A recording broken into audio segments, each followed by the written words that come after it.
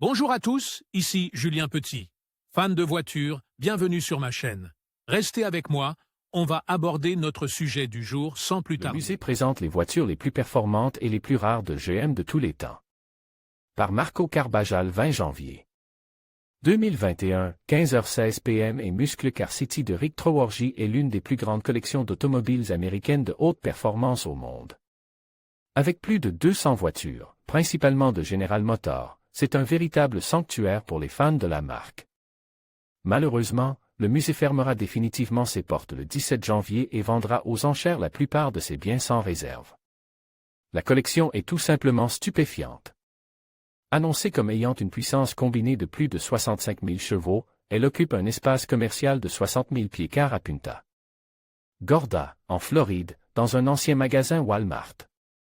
Le fondateur Rick Traworji a fait fortune dans l'immobilier commercial. Dans le cadre de ses loisirs, il a commencé à rassembler une incroyable collection de muscle cars, complétant une collection qui comprend souvent toutes les années d'un modèle particulier ou un groupe d'options les plus rares et les plus performantes de l'année ou du modèle en question.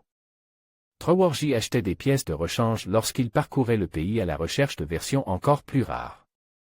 Muscle Car City abrite également une salle d'exposition où les voitures indésirables sont vendues, ainsi que son propre speed shop, qui stocke de nombreuses pièces. Il y a même un restaurant de style année 1950, le Stingray S Bar and Grill.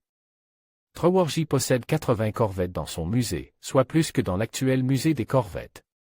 Parmi elles, 20 modèles de 1967, l'un des préférés de Traworji.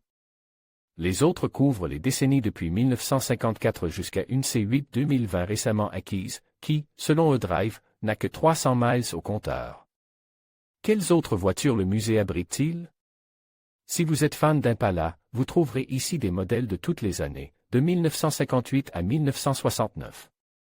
Il est également possible de trouver la célèbre Camino de 1964 à 1972 ou la Nova de 1963 à 1970. La plupart sont les exemples les plus désirables de chaque race, avec des transmissions à 4 vitesses, les plus gros blocs et des packs d'options licornes comme une Chevelle Z16 SS 396 de 1965, l'une des 200 commandées d'usine chez les concessionnaires Chevrolet. Si vous êtes fan de Camaro, en revanche, le musée comprend non pas une, mais 2 copeaux 1969.